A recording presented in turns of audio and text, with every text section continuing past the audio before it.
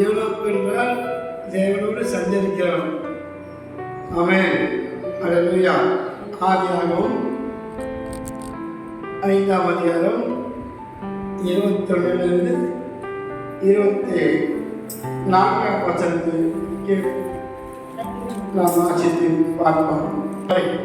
ஏனோக்கு 65 வயதான போது மெத்துசாலாவை பெற்றான். ஏனோக்கு மெத்துசாலாவை பெற்ற பின் 300 வருஷம் தேவனோடு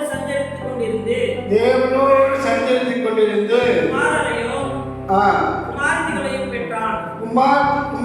குமார்த்திகளையும் பெற்றான். ஏனோக்கு தேவனோடு சஞ்சரித்துக்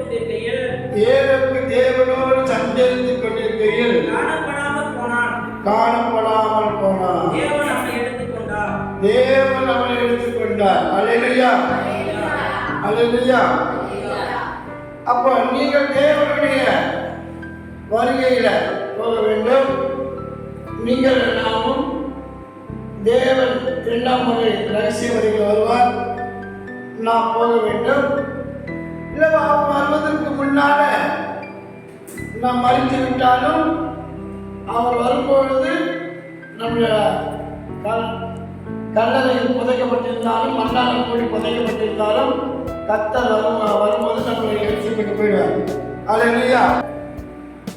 பூமியில தான் நம்ம கஷ்டப்பட்டு இருக்கிறோம்.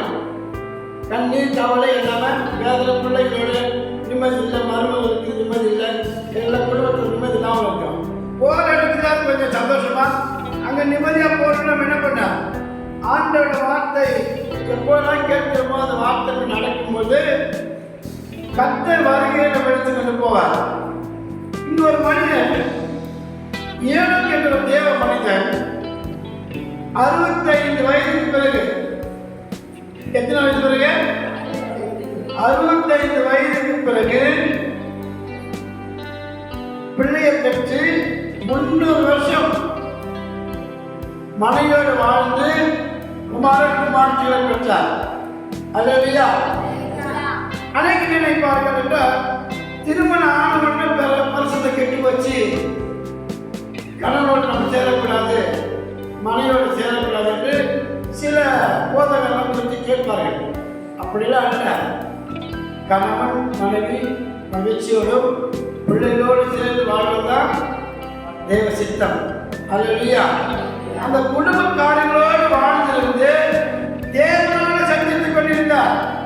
குடும்பத்தோடு இருந்தாலும் யாரோடு இருக்க வேண்டும்? யாரோடு இருக்க வேண்டும்? தேவனோடு இருக்க வேண்டும். தேவனுக்கென்று நேரத்தை இந்த அளவுக்கு நீங்கள் ஒதுக்கி வைக்கிறீர்களோ, அவருக்காக நீங்கள் தனித்திருந்து வாழ்கிறீர்களோ, ஜெபம், துதி, ஆராதனை அவரே அவரோட பிரசனத்தில் இருக்கும் பொழுது கடைசி வருகிற வரையில் நம்ம ஜீவன் விதிகிற வரையில் தேவனை குறித்தே நம்ம தேவன் சார்ந்தே வாழும். அப்போ இந்த ராத்திரிக்கு ஆண்டவர் வந்தாலும் நாளைக்கு வந்தாலும் சரி, ஒரு வருஷம் கழிச்சு வந்தாலும் எப்போ வந்தாலும் சொல்லலாம். நம்முடைய உயிர் இருக்கிற வரையில் தேவனை சார்ந்து வாழ வேண்டும். தேவனோட சஞ்சரித்தினது உறவானது. பிரசன்ஸ். ஒரு இளம் காதலர்கள் பார்த்தீங்கன்னா எந்த நேரம் ஃபோனில் பேசிக்கிட்டே இருப்பாங்க. ஃபோனே இல்லைன்னா பீச்சு, பார்க்கு, இரவு பகல் வீட்டில் வந்தாலும் பேசிட்டு வாங்க. ஏன்னா அந்த அளவுக்கு அந்த ஒரு இன்பம் தொடர்பு. ஆனால் ரட்சிக்கப்பட்ட தேவ மனுஷன் மனுஷியாக இருக்கும்போது உனக்கு இயேசு மணவாளனாக இருக்கிறார், உனக்கு இயேசு தகப்பனாக இருக்கிறார். அப்போ எந்த நேரம் நம் மணவாளனோடும் நாம் தகப்பனோடு அந்த உறவு இருக்கும் பொழுது நமக்கு ஒன்றுன்னா அவர் வந்துடுவார். நமக்கு ஒன்றுனா அவர் வந்துடுவார். அல்லேலூயா, அல்லேலூயா. ஆகையால் தான் ஏனோக்கு ஆதி ஆரம்பத்திலேயே ஒரு முன்ன அடையாளமாக இருந்தார்.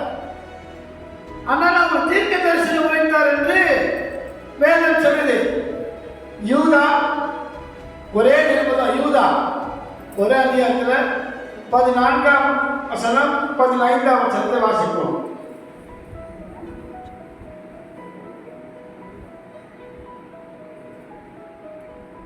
ஒரே அதிகாரம் 14, 15 வசனத்தை வாசிப்போம்.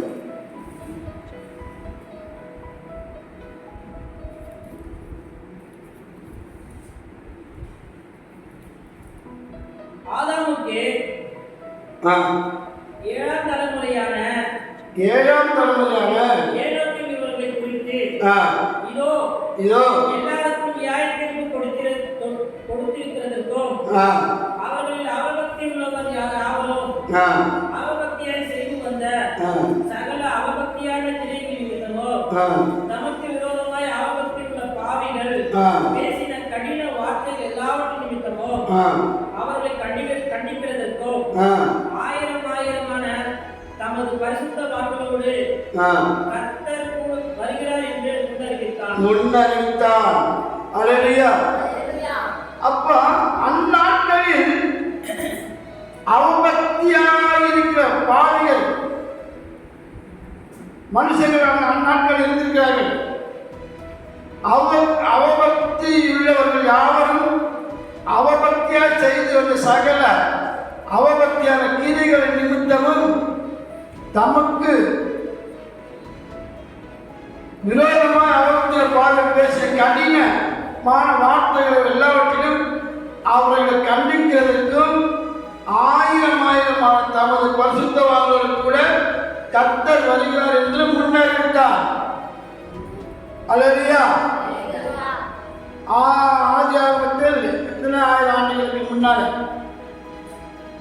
கர்த்தர் பரிசுத்தவான்களோடு வருவார் என்று. ஆனாலும் இந்த நாட்களில் அவர் எப்படிப்பட்ட வாழ்க்கை வாழ்ந்தார்கள் இந்த பூமியில?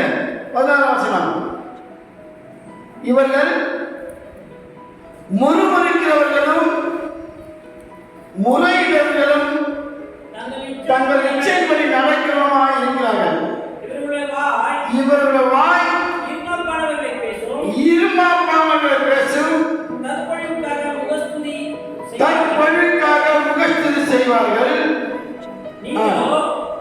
பிரியமானவர்களே,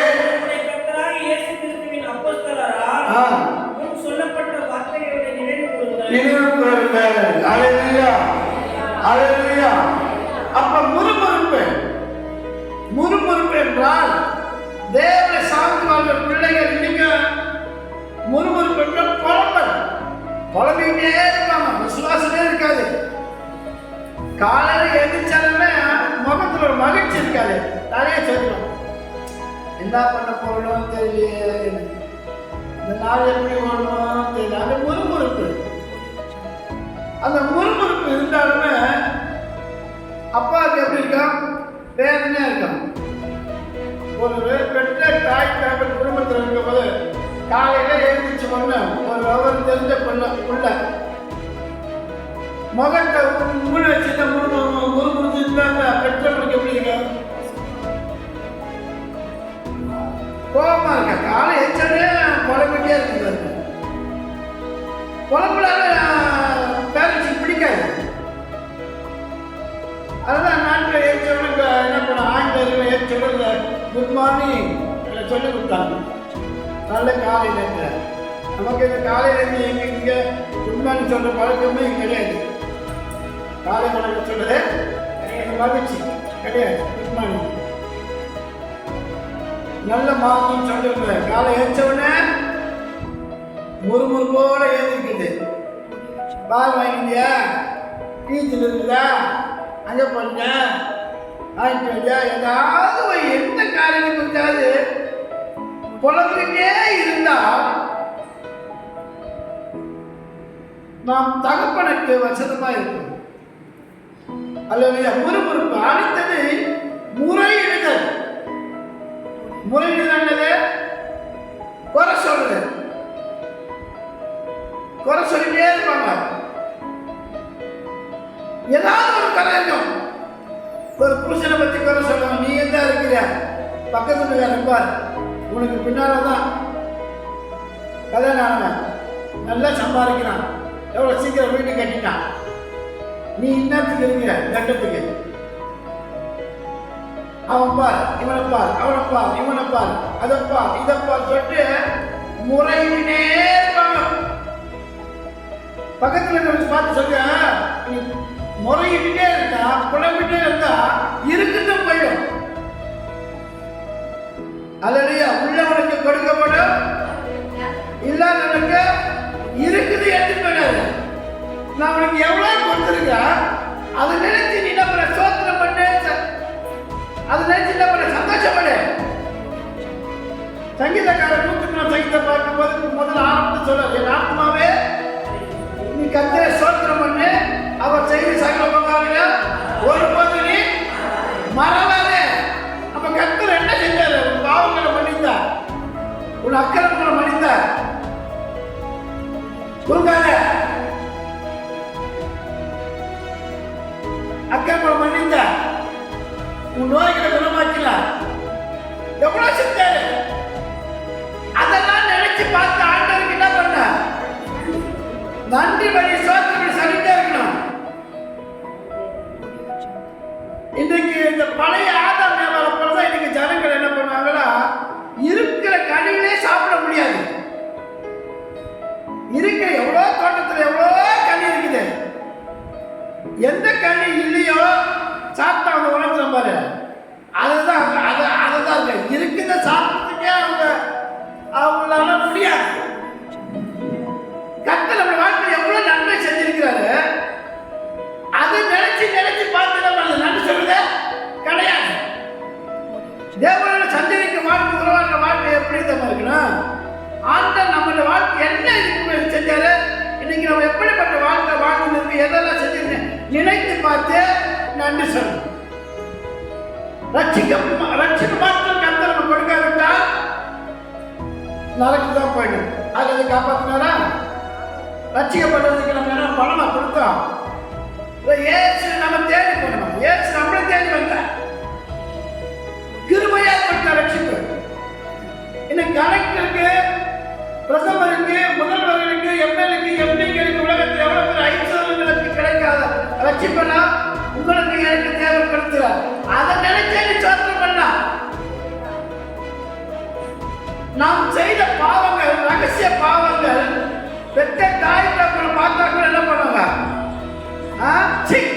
இதெல்லாம் ஒரு ஜென்மன் சொல்லி என்ன பண்ணுவாங்க? நம்ம மதிக்க மாட்டாங்க. ஆனால் கர்த்தர் அந்த பாவத்தெல்லாம் என்ன பண்ணாரு? மன்னிக்கிறார். அந்த அக்கிரமத்தை எல்லாம் மன்னிக்கிறார். அல்லேலூயா. அந்த அக்கிரமத்தை மன்னிக்கிறார். கர்த்தர் அப்படிப்பட்ட தேவன், அப்படிப்பட்ட தேவன். நீங்க செஞ்ச பாவங்களை, நான் செஞ்ச பாவங்களை நினைத்து நினைத்து நினைத்து பார்த்து அதை மன்னித்து அவர் ரத்தத்தினால கண்ணை சுத்தமாக்கிட்ட பிறகு அவருக்கு பிள்ளைய மாத்தினாரு. அவர் நமக்கு மனவளனா இருக்கிற, நம்ம மனவாட்டியா இருக்கிற ஒரு முத்திரை குத்தி வச்சிருக்காரு. இதை விட என்ன? இதை விட என்ன? அல்லேலூயா. இதை நினைச்சாங்க ஆண்டவர்கிட்ட என்ன பண்ண? நன்றி சொல்லிட்டே இருக்கலாம். ரட்சிக்கப்படுவதற்குள்ள நம்ம என்ன பெரிய கோடீஸ்வரனா இருந்தோமா? ரட்சிக்கப்பட்ட பிறகு எல்லாம் எழுந்தோமா? ரட்சிக்கப்பட்ட பிறகு தேவன் ஒரு படி கூட்டதான் குறைக்க மாட்டார். அல்லேலூயா. ஒரு பகுதி கூட்டில கொடுப்பார், இறக்க மாட்டார். ஆனா பின்வாங்கி போயிட்டே இருக்குது போயிடும். அல்லேலூயா. அதனால எப்ப பார்த்தாலும் குறையே சொல்லிட்டு இருக்கிறது. அது இல்லை, இது இல்லை, வருமானம் பத்தல, சம்பாதிக்கிறது இது கிடைக்கல, அது கிடைக்கல, ஏதாவது ஒரு காலத்தை பற்றி புலம்பிக்கிட்டே இருக்கு. முறையிட்ட இந்த முறையிட்ட அண்ணாக்கிலே இருக்கிறது. ஆதியா காலத்திலே முறையிட்டு இருந்தாங்க, முறையிட்டு. அடுத்தது பார்த்தா இச்சையின்படி நடப்பார்கள், இச்சையின்படி நடப்பார்கள், தன் சுய இச்சையின்படி நடப்பார்கள், தன் சுய இச்சைகளுக்கு ஏற்ற போதனை தேடுவார்கள். சத்தியத்தின்படி பிரசங்கம் பண்ணா அவங்களுக்கு பிடிக்காது, கண்டித்து வளர்த்துனா உங்களுக்கு பிடிக்காது. அவங்களுக்கு ஏற்ற மாதிரி பேசினா அந்த மாதிரி போதகராக பார்த்து போவாங்க. கடைசி காக்க நடக்கும். அதை தன் சுய இச்சையில கேட்ட போதகரை பார்த்து அந்த மாதிரி சபையை தெரிந்து கொண்டு போவார்கள். அல்லேலூயா, அல்லேலூயா. அதனால் வேத வசனத்தின்படி நடக்கணும், வேத வசனத்தின்படி வாழணும், மனமகிழ்ச்சியா இருக்கணும், சந்தோஷமா இருக்கணும். கர்த்தர் நம்மோடு இருக்கிறார், நமக்குள்ளே இருக்கிறார் என்று அந்த நினைவோடு வாழ்வது ஆண்டவர் வருகிறேன் எழுந்து கொண்டு போவார். புலம்பிட்டே இருக்கிற ஜெபம் பண்ண மாட்டான். பக்கத்தில் இருக்கிறவங்க பார்த்து சொன்னேன், புலம்பிட்டே இருக்கிற ஜெபம் பண்ண முடியாது. அல்லேலூயா. அதில் இச்சையை பண்ணி நடப்பாங்க. இச்சைன்னா வெறும் விபச்சாரம் பார்த்து இச்சை அது கிடையாது. பொருளாசை, பணாசை, மண்ணாசை, பெண்ணாசை, இந்த மாதிரி இச்சைகளை உள்ள வச்சுக்கிட்டு இருக்காங்க. தோற்றத்தை பார்த்து இச்சிப்பாங்க, தோற்றத்தை பார்த்து இச்சிப்பாங்க. இந்த இச்சைப்படி நடக்கிறவர்கள் தேவனோடு உறவாட முடியாது, தேவனோட உறவாட முடியாது. ஆனா தேவனோட உறவாடுவர்கள் இதெல்லாம் வெறுத்துட்டு உறவாடுவாங்க. உறவாடுவர்களை கண்டாலுமே உறவாடுவர்களுக்கு பொறாமையா இருக்கும். அவர்கள் முறுமுறுக்க மாட்டார்கள், முறையிட மாட்டார்கள், இச்சைப்படி நடக்க மாட்டார்கள். அப்படி நடக்கிறத பார்த்தாலுமே இவங்களுக்கு என்ன இருக்கா? பொறாமையா இருக்கும். அல்லேலூயா, அல்லேலூயா. அல்லது பொறாமை என்ற ஆவி வந்தாலுமே மனிதன் மகமே மாறிடும், மனுஷன் மகமே மாறிடும். அகத்து நடக்க முகத்தில் தெரிஞ்சினா இறுதி நிறைவு வாய் பேசும். இறுதி நிறைவு என்ன பண்ண? வாய் பேசும். எங்க விசுவாசத்துல ஒரு அம்மா வந்தாங்க. இது வீட்டுல பாரு எவ்வளவு கோழி இருக்குது, இது வீட்டுல பாரு எவ்வளவு ஆடு மாடு வளர்க்குது அப்படின்னு சொல்லிட்டே போவாங்க. நான் வீடு சந்திக்கும் போது அந்த அம்மா சொல்ல பாஸ்டர், அந்த அம்மா உள்ள வந்தாலுமே வீட்டை பார்த்தாலுமே இது வீட்டுல பாரு இவ்வளவு கோழி இருக்குது, என் வீட்டுல ஒரு கோழி கூட வளர்க்கக்கூடாது, இது வீட்டுல பாரு ஆடு மாடுலாம் வளர்க்குது, என் வீட்டுல ஒண்ணுமே இல்லை, நானும் தான் ஏசப்பு போற, எனக்கு அந்த மாதிரிலாம் இல்லை, இதுக்கு எப்படிதான் கிடைக்குது? இது எல்லாமே இச்சை நாள். மற்ற பொருளை பார்த்தாலுமே ஆடு மாடுகளை பார்த்தாலுமே என்ன பண்ணல? இச்சிக்கிறது. வேதச்சத்தை மற்றவங்க வேலைக்காரன் பார்த்து கூட என்ன பண்ணக்கூடாது? இச்சிக்கக்கூடாது. அல்லேலூயா. அதற்கு அடுத்தது அந்த இதை சொல்ல பாருங்க, யூதா. இவர்கள் பிரிந்து போகிறவர்களோ, யூதா 16 வாசிங்க. 16. இவர்கள் முறுமுறுக்கிறவர்களும்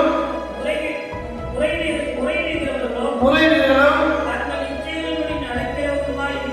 தங்கள் இச்சையின்படி நடக்கிறவருமாய் இருக்கிறார்கள். ஏன் சபைக்கு வர மாட்டாங்க ஜனங்கன்னா? நான் இச்சையின்படி நடக்கணும், அங்க வந்தா என்னால் இருக்க முடியாது, இச்சையின்படி வாழணும். அடுத்தது இருமாப்பாய், இருமாப்பு. வாய் எப்படிங்க? இருமாப்பா, இருமாப்பா. இதெல்லாம் எப்ப இருக்குதுன்னா யோனா பிரகாரத்திலே இருக்குது. இருமாப்பா பேசும். கற்பழிக்காக முகஸ்துதி செய்வார்கள். அப்படின்னா என்னது? தனக்கு ஒரு ஆதாயம் கிடைக்கிறதுக்காக, உங்ககிட்ட ஏதாவது பொருள் வாங்கிறதுக்காக, பணம் வாங்கிறதுக்காக உங்ககிட்ட என்ன பண்ணும்? புகழ்ந்து பேசி பேசி பேசி பேசி பேசி ஏதாவது ஒன்று வாங்கிட்டு போயிடும். ஆனா மருந்தடை வரும்போது அவங்க உஷாராக கொடுக்க மாட்டாங்க. நீ கொடுக்காதனால உன்னை குறித்து பின்னால் என்ன பண்ண? குறை பேசணும். முன்னால வந்து வாழ்த்தோம், பின்னால போய் குறை பேசுவார்கள். அல்லேலூயா. அதனால இந்த முகஸ்துதியை பார்த்தோன்னே, இந்த புகழ்ந்து பேசுறவங்களை பார்த்தவரை டக்குனு என்ன பண்ணக்கூடாது? அடிமையாகக்கூடாது. அல்லேலூயா, அல்லேலூயா. பக்கத்தில் ஒரு மாதிரி உன்னை புகழ்ந்து பேசினா ஜாக்கிரதை. அல்லேலூயா. புகழ்ச்சி நம்பக்கூடாது. கர்த்தரால் தான் புகழப்பட்டார். சில புகழ்ச்சிக்காக ஓடுவாங்க. என்னை பற்றி ஒரு வார்த்தையை பார்த்து புகழ்ந்து பேச மாட்டாங்க. எப்போ பார்த்தாலும் அவங்கள பற்றியே புகழ்ந்து பேசுறாங்க. அல்லேலூயா. புகழ்ச்சி கர்த்தரால் வரும். கர்த்தரால் தான் புகழப்படும். மனுஷரால் வர புகழ்ச்சி நமக்கு வேண்டவே வேண்டாம். அல்லேலூயா. அதனால கடைசி நாட்கள் இப்படிலாம் நம்ம நடக்கும் என்று ஏனோக்கு எத்தனை 1000 ஆண்டுகளுக்கு முன்னால ஆதி ஆரம்பத்திலேயே சொல்லியிருக்கிறேன். நம்ம தீர்க்கதரிசி. சில பேர் சொல்றாங்க குடும்பத்தோட வாழ்ந்தா சீரனுக்கு போக மாட்டார்கள், பரலோகத்தில் சிறப்பான இடத்துக்கு போக மாட்டார்கள் அப்படின்னு நினைச்சு அடுத்த சொல்ல பேச்சு. திருமணம் ஆவாதவர்கள் மட்டும்தான், ஸ்திரீகளால் கலைப்படாதவர்கள் மட்டும்தான் அந்த இடத்துல போக முடியும் அப்படின்னு ஒரு உபதேசத்தை கொடுப்பார்கள். ஆனால் இங்க ஏனோக்கு திருமணம் ஆனவன் மனைவி பிள்ளைகள் வாழ்ந்தான், வாழ்ந்து தேவனை சஞ்சரித்துக்கின்றான். தேவன் அவர் பிரியமா இருந்து உயிரோடு இருக்கும்போது நம்மளை எடுத்துக்கொண்டார். அல்லேலூயா. நீ குடும்பத்தில் இருந்தாலும் நல்ல ஒரு வாழ்க்கை, ஜெப வாழ்க்கை இருக்கணும். குடும்பத்தின் கண்காணிக்கிறதுல ஒரு பொறுப்புள்ள மனைவியாய், பொறுப்புள்ள தகப்பனாய் இருக்கணும். அல்லேலூயா. குடும்பத்தை கண்காணிக்கிறேன்னா சின்ன ஊழியர்கள் செய்ய முடியாது. உள்ள சொந்த புருஷனை கவனிக்கிறேன்னா உங்களுக்கு சின்ன ஊழியர்கள் செய்ய முடியாது. சில வேகத்தில் இருக்குது. உதவிக்காரர்கள்லாம் உதவி செய்யறவங்களாம் தன் குடும்பத்தை நன்றாக நடத்தணும், தன் பிள்ளைகளை ஒழுங்காக நன்றாக நடத்தணும். அல்லேலூயா. அல்லேலூயா. அப்படியாக ஏனோக்கு மனைவியோடு குமாரத்தின் நற்சாட்சி பெற்றவனா இருந்தால் இவனை குறித்து எதிரையும் எழுதிருக்கு. விசுவாசப்பட்டியில வருது. அல்லேலூயா.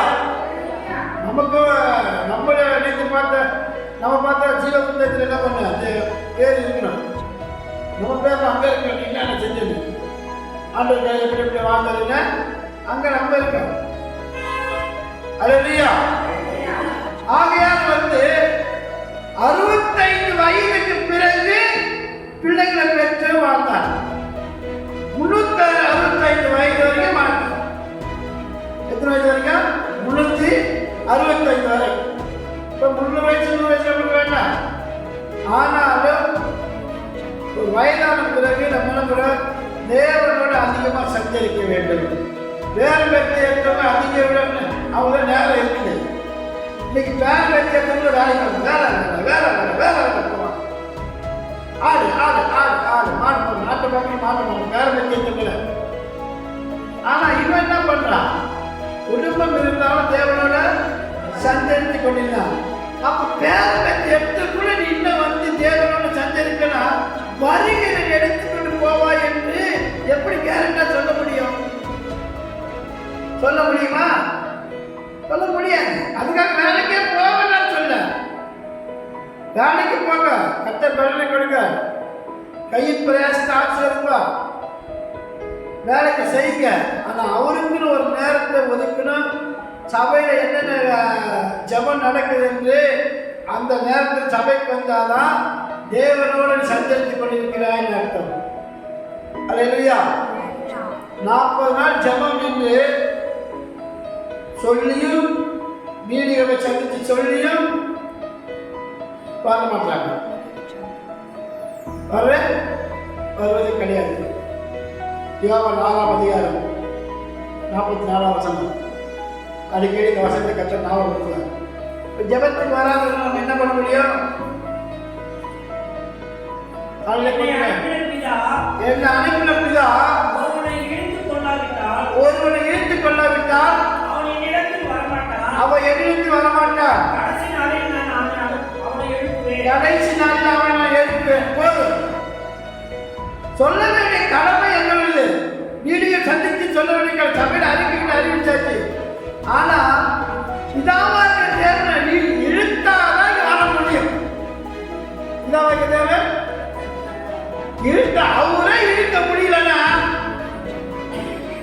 நம்மளால என்ன பண்ண முடியாது? அது இல்லையா? இப்ப நீங்க ஈத்துட்டு வந்திருக்காரு, இந்த இடுப்புலயே ஆட்சியில் மிஸ் ஆகுது. 4 நாள் வருது, 1 நாள் இருக்குது, 2 நாள் வருது, 1 நாள் இருக்குது. அப்ப டைம் ஒன்று ஈத்துட்டு உட்காந்து நல்லா தூங்குது. அல்லது தேவனோடு சஞ்சரிக்கிறவர்கள் தூக்கம் வராது. நமக்கு தூங்குற நேரம் ஆண்டவர் எப்ப கொடுத்துறாரு? இரவு தூங்க, பகல வெளிச்சத்துல வேலைக்கு போகும். வேலைக்கு போற நேரத்தில் தூங்கி நிற்கிறேன்னா என்ன ராத்திரி என்ன பண்ண? விடிய விடிய ஜெபம் பண்ணிக்கலாம். யாருக்கு போல இயேசுவை போல ஜெபம் பண்ணிக்கலாம். கொண்டே இருக்க. அல்லேலூயா. ஆனாலும் நாம் தேவனோடு எப்போதும் சஞ்சரிக்க பிள்ளைகளாக இருக்கிறது. கடைசி காலமாக இருக்கிறது. வேத சொல்ல தெரிந்த புத்திகளாயிருங்கள், விழிப்புள்ளவர்களாயிருங்கள். பிசாசானவன் எவனை விழுங்கலாமோ என்று கர்ஜிக்கிற சிங்கம் போல சுற்றி அலைந்து திரிகிறான். ஏன்னா கொஞ்ச நேரத்தில் இருக்கிற ஆட்டப்படி என்ன பண்ண பின்வாங்கி போகும்படியாக சிற்றுண்டங்களை கொடுத்து ஆசைகளை அடிமையாக்கி சபையில இருந்து குறிப்பான் வைத்துட்டு போயிடும். அல்லேலூயா. ரொம்ப ஜாக்கிரதையா இருக்கணும். அதனால ஆண்டவர் சொல்றாரு, இடைவிடாமல் ஜெபம் பண்ணுங்க, விழித்திருந்து ஜெபம் பண்ணுங்க, எப்பொழுதும் ஜெபம் பண்ணுங்க, ஆவியில் அனலா இருங்க. அல்லேலூயா. அல்லேலூயா.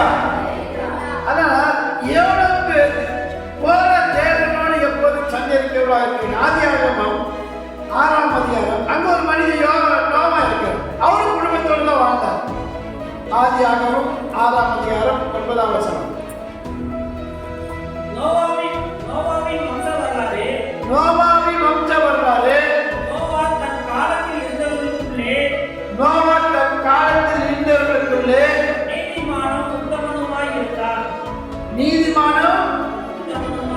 உத்தமனுமாய் இருந்தார்.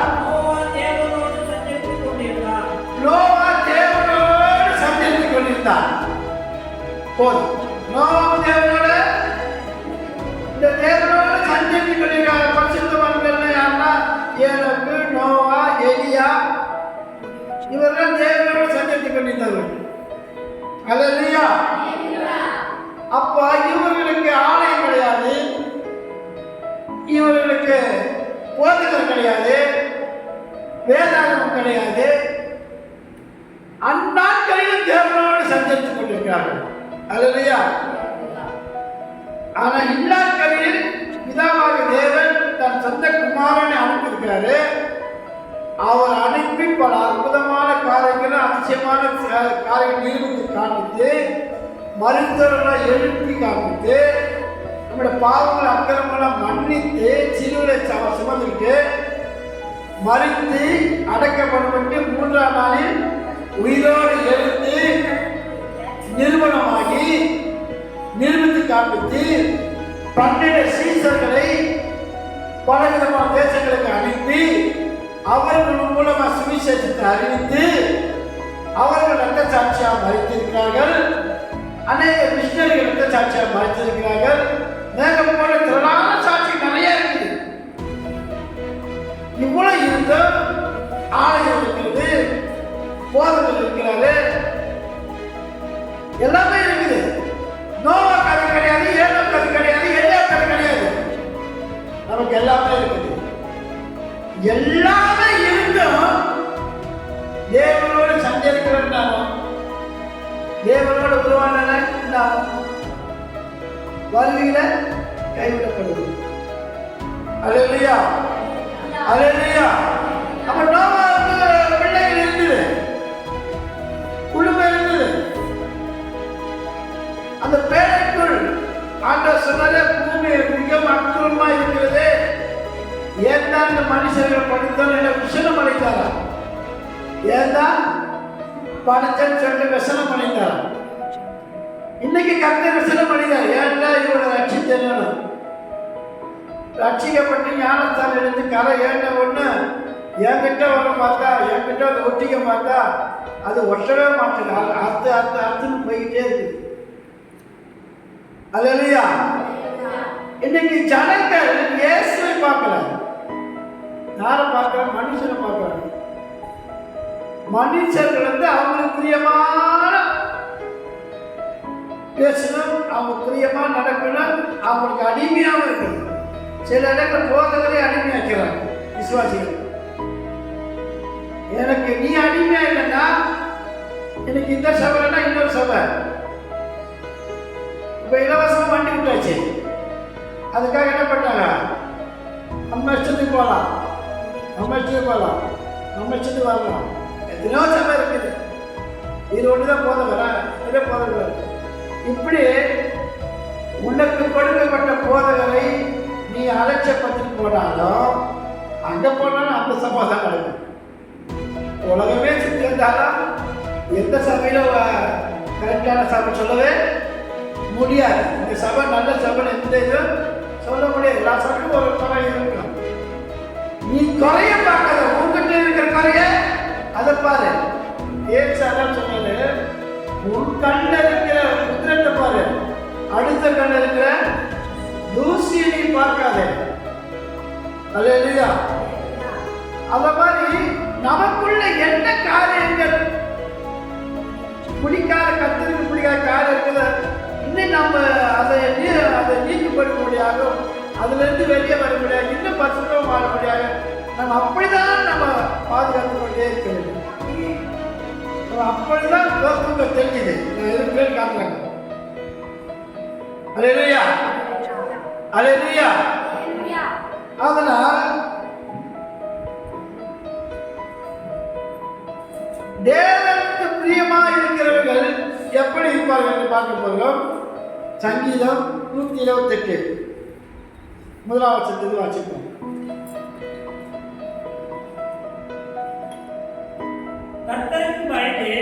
கர்த்தருக்கு பயந்து அவர் வழிகளில் நடக்கிறவன் எவனோ, அவர் வழியில் நடக்கிற மனுஷன் எவனோ அவன் பாக்கியவான். முதல் வச்சு பாருங்க. கர்த்தருக்கு பயம், கர்த்தருக்கு பயந்து நடக்கணும். கர்த்தருக்கு பயந்து மாத்திரமா அவர் வழிகளில் நடக்கிற மனுஷன் எவனோ. ரோட்ல போறவங்கள இருக்கிறாங்க, கிறிஸ்தவன் போடல, விசுவாசி போடல, ஊழியக்காரன் போகல, எவனோ கர்த்தருக்கு பயந்து அவர் வழிகளில் நடக்கிறவன் எவனோ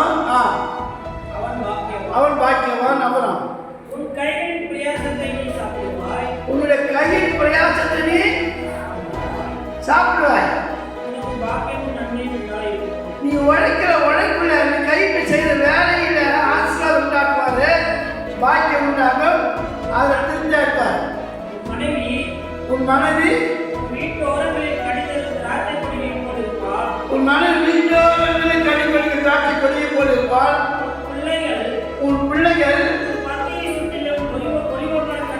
உன் பிள்ளைகள் உன் பஞ்சை சுற்றி ஒளிவ மறு கண்டுகளை போல வருவார்கள். இதோ கர்த்தருக்கு பயப்படுற மனுஷன் இவ்விதமாய் ஆசீர்வதிக்கப்படுவார். இப்ப பாருங்க, அவர் என்ன இருக்குது? முதல்ல கர்த்தருக்கு பயப்படும் பயம், அடுத்தது அவரோட வழி. இந்த ரெண்டு முதல்ல எடுத்துக்கணும். ஆண்டவருக்கு பயப்படும் பயம் இருந்தா என் நாமத்துக்கு பயந்திருக்க பிள்ளைகள் மேல நீதி சூரியன் உதிக்கும். அவளை சேர்க்கை நிலையில் ஆரோக்கியம் குடியிருக்கும். வாதைகள் கூட அடையாது, கொள்ள கொடுக்க நேரிடாது. அவருடைய நாமத்துக்கு அந்த பேரை கேட்டாலும் காலையில எழுந்தவங்க தேவ சமூகத்தில் போய் அவரோட உறவாடும் பொழுது நமக்கு இருக்க உடம்பு இருக்கிற வழியை கூட நீக்கி போடுவார். எந்த வியாதி இருந்தாலும் குணமாக்குவார். எனக்கு உடல்நிலை சரியில்லைன்னா ஒரு நேரத்தில் வேலை மாத்திரம் சாப்பிட்றத பற்றி அவங்களுக்கு விசுவாசத்தை பொறுத்து சாப்பிடாமல் இருக்கு, அது உங்கள் விசுவாசத்தை பொறுத்தது. அதையும் மீறி வேலையாக இருக்கும் போது அவரே சொல்ற, நானே உன் பரியாரி, நானே உன் பரியாரியான கர்த்தர். எகிப்தில் வந்த வியாதி ஒரு வியாதி வைக்கலாம் மாட்டார், வரம் பண்ண மாட்டேன். அது யாத்திராகமும் 15ஆம் அதிகாரம் 28ஆம் வசனத்தை வாசிப்போம். அப்புறம் அவரே சொல்ற, நானே உன் பரிகாரி.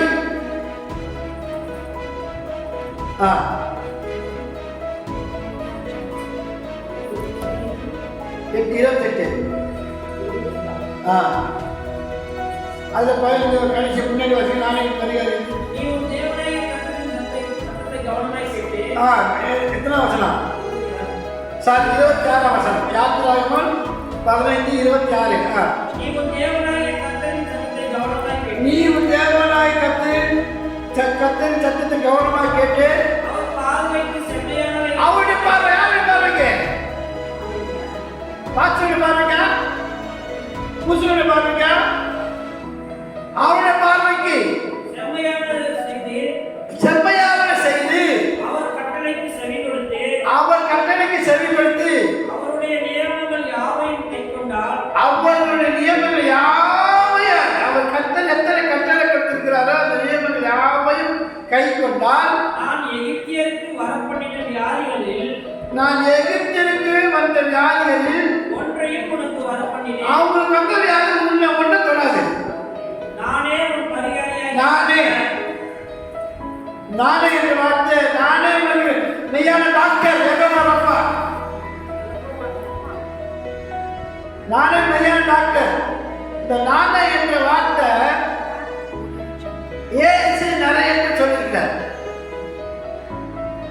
நானே நல்ல மேய்ப்பன், நானே மெய்யான காட்சி செடி, நானே வழியும் சத்தியும் ஜீவனாகிறேன், நானே ஜீவ அப்பம், ஆபத்தில் நானே அவங்களோட இருந்து அவன் தப்பிருப்பேன். இன்னொரு சொல்றாரு, என்னை இல்லாமல் இதா கிட்ட ஒருவனும் போக முடியாது. அதெல்லாம் நான் நான் நான் நான் நான் நான் நான் நிறைய பேர் சொல்றேன். ஒரு 25 வருடங்களுக்கு முன்னால சென்னையிலிருந்து என் கூட பயணம் செய்து வந்திருந்தார் ஒரு மனுஷர். ஒரு ஒயிட்டு போட்டுக்கிறார். வீச்செல்லாம் எந்த ஒரு பாத்திரம் போல இருக்கிறார். அவர் என் பக்கத்தில் உட்காந்துட்டு பேசிருக்கும் போது டாக்டர் வந்து புக் எடுத்தார். புக்கு பைக் மாதிரியே இருக்குது. சைடில் கோல்டு கலரு, மேலே கருப்பட்டை பார்க்கணுன்னா அவர் என்ன பண்ணாரு, எத்தனை மணிக்காக படிச்சுட்டா விடாது. கொஞ்சம் தூரம் தாண்டின உடனே நம்ம தாம்பரம் தாண்டின உடனே அவர்கிட்ட பேச்சு கொடுக்க ஆரம்பித்தார். பிரைஸ் லார்ட் பண்ணிருந்தார். அது பார்த்து பிரைஸ் லார்ட் பண்ணிருந்தார். அவர் சொன்னார், நான் கிறிஸ்தவ இல்லைப்பா, நான் கிறிஸ்தவலா, இந்துண்ணா. ஓ இந்துண்ணா, சரி சரி. அப்படி இருக்க நல்ல வயசுமா இருக்குமா? சரி, நீங்கள் சொல்லுங்க, இந்துவோட இருப்பான். ஆனால் வந்து இயேசு கிறிஸ்து ஒருவர் மெய்யான தேவன், அது உங்களுக்கு தெரியுமா? உலக ரட்சகர். இப்படி கிபி எல்லாம் சரித்திர சான்றிதழ் நிரூபிச்சு காமிச்சாரு. அப்படின்னா எல்லாத்தையும் நான் அவர்கிட்ட பேசிட்டு இருந்தோம். நீங்க என்ன சொன்னா, இயேசு ஒரு சுயநலக்காரன். என்ன சொன்னாரு? இயேசு ஒரு சுயநலக்காரன். என்னங்க யாரும் சொல்ல, நீங்க சொல்லுங்க. ஆமா, என்ன பண்ணுறது உங்களுக்கு தெரியாது. இயேசு போல ஒரு சுயநலக்காரன் யாருன்னு இல்லை. அகந்த உச்சான காலு இயேசு, பெருமை உச்சாரு அப்படின்னு சொன்னவர்.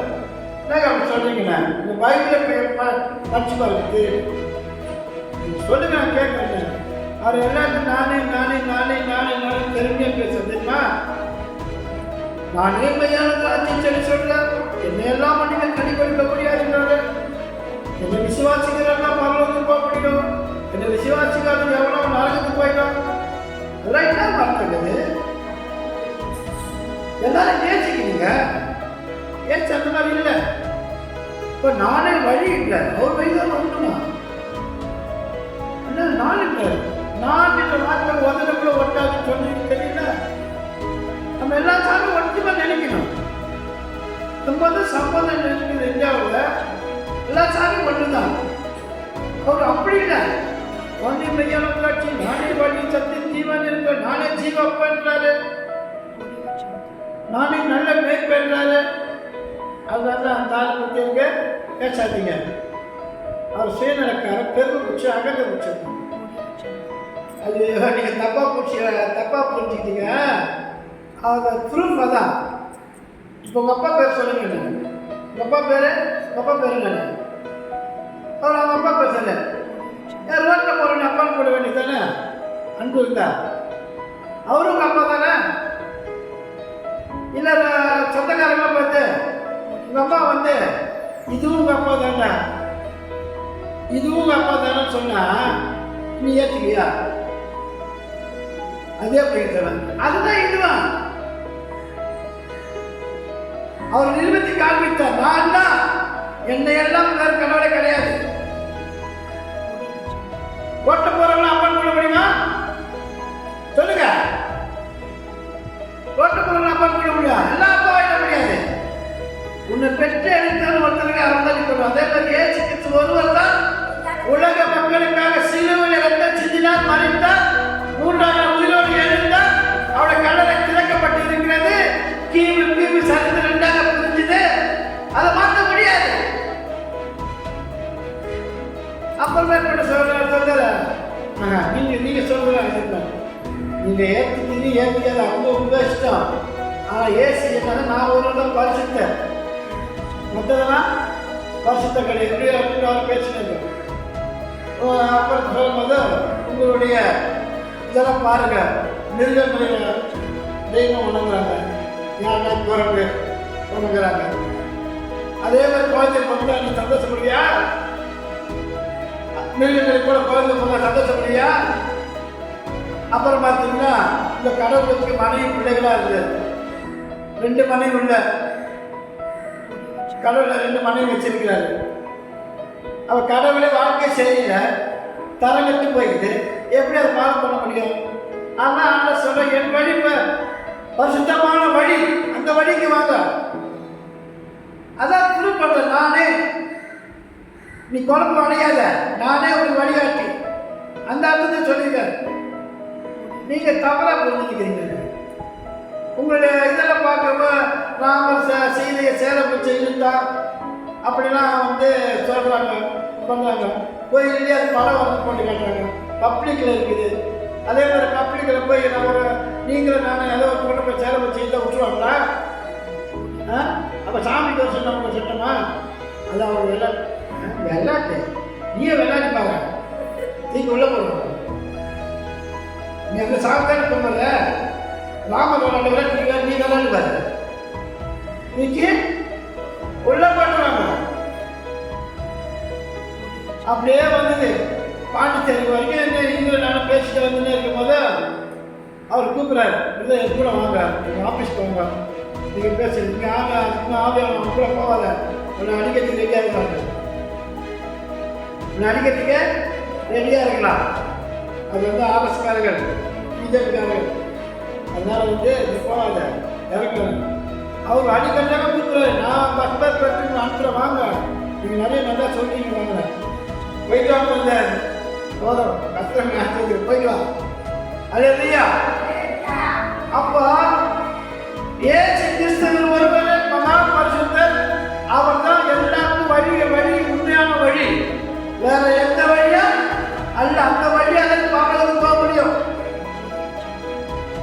ஏசு கிறிஸ்து ஒருவரே மெய்யான தேவன் தெரிந்து அந்த மெய்யானவரோடு நீ என்ன பண்ண உறவாடிக்கிட்டே இருக்கணும். பேட்டரியில சார்ஜ் இருந்தாதான் பேச முடியும். அப்ப நீ அவரோட இணைஞ்சாதான் அந்த ஜெபமும் துதியும் வேத வசனம் கர்த்தரோட பேசுவார். சொப்பனத்தை பேசுவாரு, உலகத்தில் பேசுவாரு, ஊழியக்காரரோட பேசுவாரு. இன்னைக்கு அநேக மக்கள் கிறிஸ்தவர்களா இருந்து என்ன பண்றாங்க? ஒரு பொண்ணு ஏஜ் கண்டு ஆயிடுச்சுன்னா ஜோசியக்காரங்க போறாங்க. நல்ல நேரத்துல வந்துருந்தா பாருங்க, குழந்தை நல்ல நேரத்தில் கொண்டுதா பாருங்க. நேற்றுக்கு ஒரு அம்மா நம்ம பையன் கல்யாணம் பொருத்தம் சரியில்லை பசங்க. இந்த ஆளுக்கு ஒரு பொண்ணு ஆள்தானே, இந்த ஆளு மேலே சேர்த்து கட்டிட போறாங்க. நான் பாஸ்டர் என்னன்னா அது உங்களுக்கு வேலை எங்களுக்கு வேலை பாஸ்டர். இவங்க நம்ம ஊரோட இருக்கிறோம். அதனால என்னம்மா இது அதான் ஏவாடு இதே பண்ணுது, இதே பண்ண பண்ணுது. இந்த மாதிரி விசுவாசியில ஊருக்கு வச்சுங்க. சோசியம் அது கர்த்தருக்கு அருவருப்பானது. அப்ப அவரோட உருவாட முடியுமா? முடியாது. இன்னைக்கு விசுவாசிகள் தைரியமா என்ன பண்ண விக்கிரக ஆராதனை செஞ்ச பத்திரிக்கை அடிச்சு அதையும் கொண்டு வந்து சபையில கொண்டு பாச்சத்தை கொடுக்குறாங்க, நம்ம கையில கொடுக்குறாங்க. அது நான் ஜெபம் பண்ணி கொடுக்குறேமா? முதல் பத்திரிக்கை விக்கிற மாஸ்டர் நீங்க ஜெபம் பண்ணி கொடுக்குறீங்க. என்னது சொல்லுவாங்கல்ல, சிவன் தலையில கையெழுத்து. அல்லேலூயா. ஆனா தேவனோட சஞ்சரிக்கிறவர்கள் அப்படிப்பட்ட ஜோஷியம் விக்கிற காலங்களுக்கெல்லாம் போக மாட்டார், விலகி இருப்பாரு. அப்போதான் தேவனோட உறவாட முடியும், தேவனோட சஞ்சரிக்கிற உண்மையான வாழ்க்கை வாழ முடியும். கர்த்தருக்கு பயந்து வாழ்ந்தா உன் பிள்ளைகள்லாம் கர்த்தரால் போதிக்கப்பட்டு இருப்பார்கள். நீ கண்ணீரோடு தெரிந்தா கர்த்தர் கம்பீரமாய் அருள்பார். உன் கையின் பிரயாசத்தை கர்த்தர் ஆசீர்வதிப்பார். அல்லேலூயா, அல்லேலூயா. இப்படியாக தேவனோடு சஞ்சரித்து உன்னுடைய மகளுக்காக போராடி ஜெபம் பண்ண, உன்னுடைய பிள்ளைக்காக ஜெபம் பண்ண, உன்னுடைய பேர குழந்தைகளுக்காக ஜெபம் பண்ண. அதே உறவாடிட்டே வா.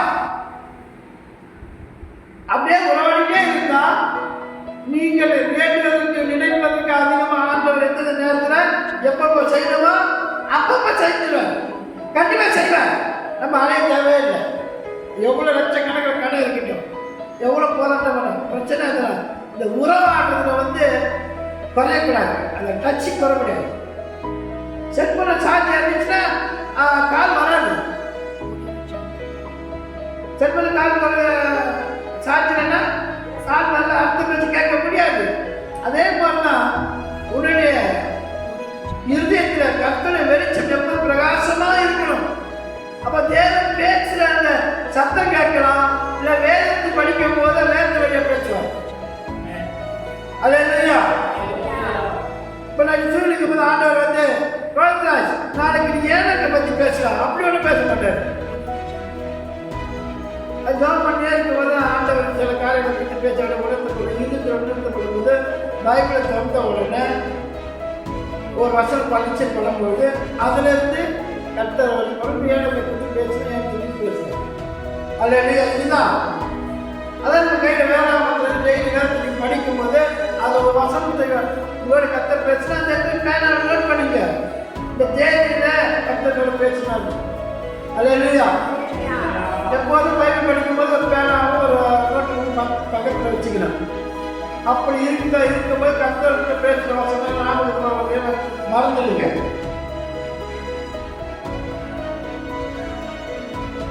அல்லேலூயா.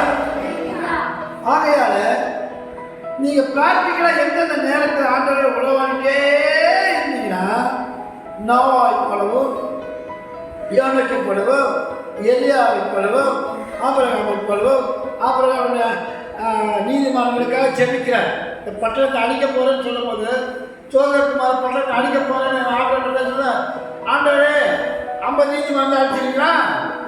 40, 30, 20, 10 தேவன் கேட்டே இருக்கிறார். அப்ப தேவனோட யாரும் பேசிட்டு தேவனோட ஒரு உருவான சஞ்சரிக்க வாழ்க்கை. அவர் சொன்னார் ஒரு நீதிமன்ற கூட நான் அழிக்க மாட்டேன். அல்லேலூயா. அப்ப ஆபிரகாம் குழந்தை பெற்றெடுத்தா பிள்ளைக்கு தேவனோட பேசல, தேவனோட பேசல. ஆபிரகாமோட பேசின கர்த்தர் ஈசாக்கோட பேசின கர்த்தர் ஈசாக்கு கூட கர்த்தர் பேசல. ஈசாக்கு எகிப்துக்கு போகாத, இதே தேசத்துல குடியிரு, நான் உன்னை ஆசீர்வதிப்பேன். கர்த்தரோட சத்தத்தை கேட்ட உடனே இருந்ததை விதைச்ச உடனே அந்த வருஷம் 100 தலை ஆசீர்வதிச்சார். கர்த்தர் உணர்ந்தார். அந்த மாதிரி அந்த உறவாடுகள், அந்த உறவு அந்த உறவுகளை வாழும் பொழுது நீ மனுஷனை பார்க்க மாட்டேன். ஏதாவது மனுஷங்கள் இருந்து வருமா, அங்கிருந்து வருமா, இங்கிருந்து வருமானு. ஒரு 30 வருஷத்துக்கு முன்னாடியே எங்க தலைமை செய்ய பைபிள் பேச இருந்தார் பாஸ்டர். அப்போ உட்காந்து இருக்கும் போது ஒரு பக்கத்தில் இருக்கிறவங்க கேட்பாங்க உங்களுக்கு எவ்வளோ காசு கொடுக்குறாங்க.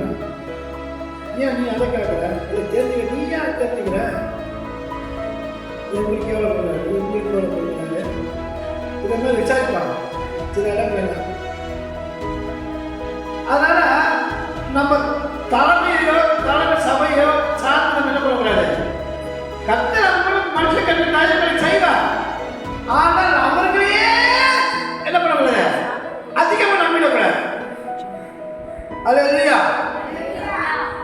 அப்ப நான் சொன்னேன், நீங்க தேர்வு சார்ந்து கேளுங்க. உங்களுக்கு எவ்வளவு கொடுப்பாருங்க எல்லாத்தையும் நீங்க அவங்களுக்கு எவ்வளவு கொடுக்குறா, இவங்களுக்கு எவ்வளவு கொடுக்குறா நீங்க விசாரிக்க. அது இல்லையா?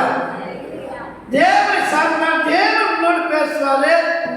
அவரோட பேசணும். அவரோட நீங்க பேசும்போது டச்சு கரெக்டா இருக்குதுன்னா, டச்சு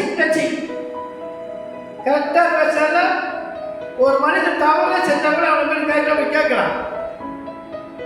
அது இல்லையா? தெய்வம் பேசுறோம். ஆனா கர்த்தரோட உறவுகளை சரியா இல்லைன்னா நீ யாரும் தவறு செஞ்சாலும் கேட்கவே முடியாது. அல்லேலூயா. அதனால பவுல் தவறுலே செஞ்சவனை கண்டித்து புத்தி சொல்லு. ஆமென். இதுதான் தேவனோடு உறவாடுகிற ஒரு வாழ்க்கை. நீ வாழும் பொழுது நீ உறவாடினா உங்களுக்குள்ள புள்ள வந்து விட்டோம், அப்புறம் பேருக்குள்ள விட்டோம், இப்படியே எல்லாம் பத்தியும் அப்படியே சுற்றி நானும் விட்டாலும் கர்த்தரே சேவிப்போம். இன்னைக்கு 60 குடும்பம் பண்ணப்பட்டிருக்குன்னா குடும்பத்துக்கு ஒன்றுதான் வருது. குடும்பத்துக்கு 2-3 குடும்பம் தான் அவங்க கண்ணோடு வர்றாங்க, பிள்ளை வசதி மருமகள் பேர பண்ணுறது. மற்றதெல்லாம் 2-3 குடும்பம் தான். மற்றதெல்லாம் ஒன்னே குடும்பத்துக்கு ஒன்று. அப்ப அந்த குடும்பத்துக்கு ஒன்றுதான் பரலோகத்துக்கு போகணும் உங்களுக்கு ஆசையா? எல்லாரும் வரதான் சார். இப்போ எல்லாரும் வரணும்னா நம்ம என்ன பண்ண வேண்டும்? தேவனோட உறவாடிக்கே இருந்தா அந்த இது இன்னும் காப்பாற்றுறது போல எங்கள் அம்மாவை காப்பாற்றுறது, என்னை காப்பாற்றும் போல எங்கள் அம்மாவை காப்பாற்றுங்க, என் பிள்ளையை காப்பாற்றுங்க, என் புருஷனை காப்பாற்றுங்க, என் மருமகளை காப்பாற்றுங்க. இப்படி நீ ஆண்டவர்கிட்ட விண்ணப்பம் பண்ணும்பொழுது அதை கண்டிப்பா செய்வார். அல்லேலூயா. அதனால தான் நம்ம எப்பொழுதும் தேவனோடு இருக்கும் போது நம்முடைய ஐக்கியம் பிதாவாகிய தேவனும் குமாரனான இயேசு கிறிஸ்துவோடும் பரிசுத்த ஆவியானவரும் எந்த நேரமும் ஸ்தோத்திரத்தோடு கூடிய ஜெபத்தில் நீங்க தெரியப்படுத்தும் போது எல்லா புத்திக்கும் மேலான தேவ சமாதானம் உங்கள் இல்லத்தில் தங்கி இருக்கும். கர்த்தர் உங்களை ஆசீர்வதிப்பாராக.